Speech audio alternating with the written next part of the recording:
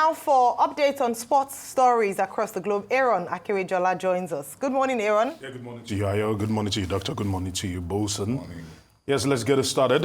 We mentioned before the closing ceremony happened yesterday that Team Delta had actually won the 8th National Youth Games. Of course, they actually wrapped it up in fine fashion yesterday, and it was all celebration as Team Delta once again won the National Youth Games that was held in Delta State. Of course, Lagos State coming in second with about 26 gold, 20 silver, and 19 bronze, while Team Edo came in third with 18 gold, 13 silver, and 28 bronze.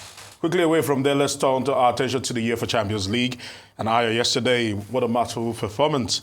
And everyone seems to be celebrating David Raya for putting up with that marvelous performance and saving the blushes of the Gunners on the day. Double save from the man from the penalty spot to help Arsenal keep a clean sheet and avoid defeat in Bergamo yesterday in the UEFA Champions League. And as we actually press it further, later on this weekend, it will be fiery as Manchester City will be hosting Arsenal in the Premier League. If they can actually help us with that, it's always tempers flaring left, right, and centre. The last time out, of course, it was Kevin De Bruyne trying to exchange almost blows with Mikel Arteta there. So when you actually look at the head-to-head record over the years, Arsenal will be hoping that they can put a foot in the neck of Manchester City, and maybe psychologically they can gain the advantage moving on from there. All right, away from that, other results that actually came in the UEFA Champions League yesterday. Quite interesting. Of course, Red Star Belgrade actually lost to Benfica. Feyenoord lost to Bayer Leverkusen. And don't forget Atletico Madrid beating Leipzig, Brest beating Sturm, and AS Monaco beating Barcelona, 10-man Barcelona.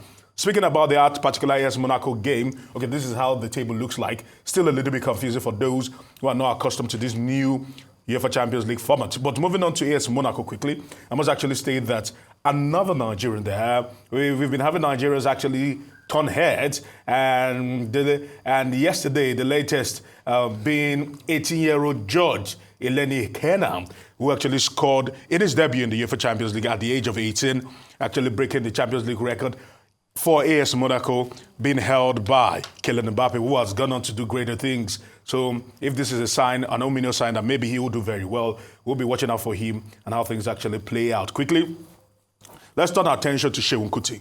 One man has actually been speaking. Of course, the controversy is still on with the talk about Rodri.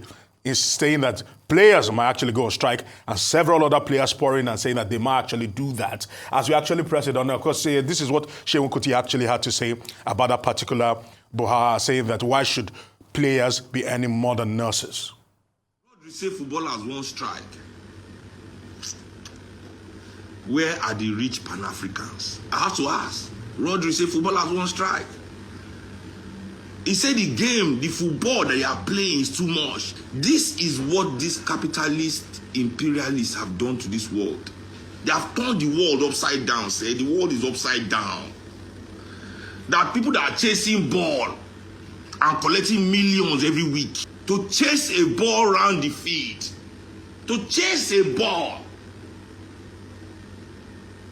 For that amount of money, they should be playing one game every day. During COVID, I asked a very important question during COVID. How dare we pay footballers more than we pay nurses?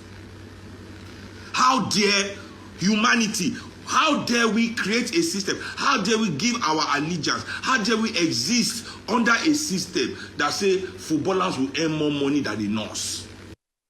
That particular controversy rages on. Now, quickly, let's turn our attention to this weekend. Anthony Joshua will be back in the ring, and he'll be hoping that he can actually claim the belt from Daniel Dubois, who holds the interim IBF belt. Let's see what happens. 96,000 Wembley Stadium will be hosting this particular bout. Anthony Joshua against Daniel Dubois, an all-Brits bout. Real season, they're calling it. And let's see how things play out. And finally, the Chief of Defense Staff will be hosting a particular basketball tournament for basketballers to celebrate Independence Day. Okay, quickly, congratulations to Delta State. They've won the Nigerian Youth Games since 2016. Yes, they have. Consistently. Another story coming out of there is that Daniel Igali says he's stepping down as president of the Nigerian the weightlifting wrestling federation. Yes. Congratulations to him. He has had a good run. Yes, and he made the point that he did not collect 50 kobo in the 12 years that he was president of the wrestling federation.